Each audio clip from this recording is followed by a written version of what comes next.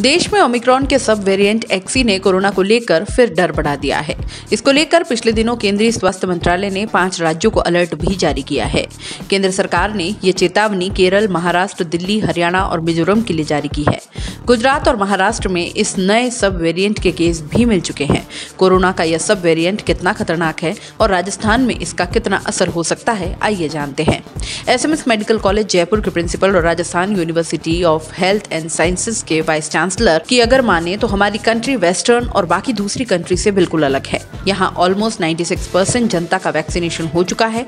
Senior citizen या दूसरी बीमारी से पीड़ित मरीजों को बूस्टर डोज भी लग चुका है। सरकार जल्द ही दूसरी बूस्टर डोज को लेकर नई गाइडलाइन भी जारी कर सकती है।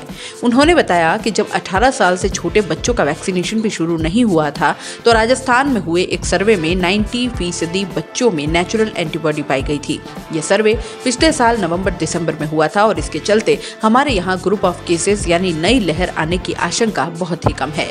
एसएमएस मेडिकल कॉलेज के मेडिसिन डिपार्टमेंट में senior professor doctor Raman Sharma बताते हैं कि राजस्थान में अभी एक्सी वेरिएंट का कोई केस नहीं मिला है। उन्होंने कहा, राज्य में जिस तरह से वैक्सीनेशन हुआ है उससे अब आबादी का एक बहुत बड़ा हिस्सा सुरक्षित हो चुका है। उन्होंने कहा कि अगर नए वेरिएंट का केस मिलता भी है तो उसके लक्षण बेहद सामान्य खांसी जुकाम जैसे रहेंगे, क्योंकि लोगों में वैक्सीन और नेचुरल तरीके से इम्यूनिटी डेवलप हो चुकी है।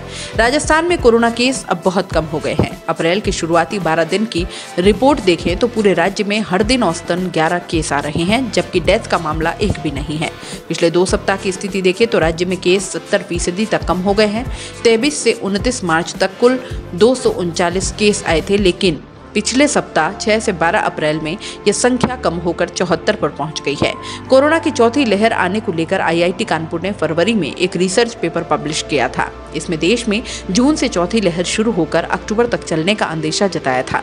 यहाँ गौर करने वाली बात यह भी है कि इससे पहले आईआईटी कानपुर ने देश में तीसरी लहर को लेकर जो अनुमान जारी किया था वह बिल्कुल सही साबित हुआ था।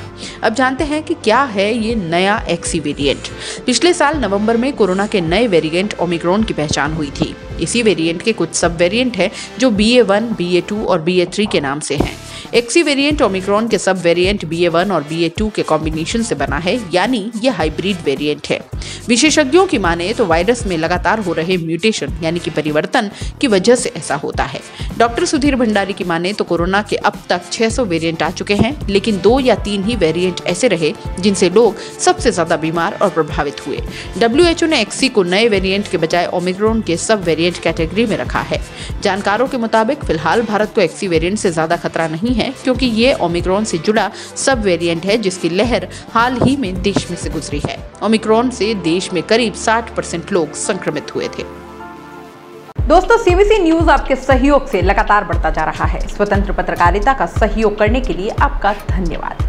सबसे पहले तो जिन लोगों ने हमारे चैनल को सब्सक्राइब नहीं किया है तो पहले सब्सक्राइब करें, जिसका कोई शुल्क नहीं लगता और बड़ा आसान है। बस नीचे दिख रहे लाल सब्सक्राइब के बटन को दबाना है और पास में दिख रहे बेल आइकन को भी दबाना है, ताकि आपको अपने सीबीसी न्यूज के हर अपडेट्स मिल सके। हमारे इंस्टाग्राम पेज और फेसबुक पेज को भी लाइक करें, फॉलो करें। वहां पर भी आपको मिलती है तरह तरह की अपडेट्स। हम पूरे राजस्थान से आपके लिए लाते हैं वो खास खबरें जो आपके लिए जरूरी है, और वो भी पूरी बेबाकी के साथ। पत्रकारिता के इस मुश्किल दौर में आपकी आवाज जिम्मेदारों तक पहुंचाना ही हमारा लक्ष्य है, और ये आपके सहयोग के बिना संभव नहीं है।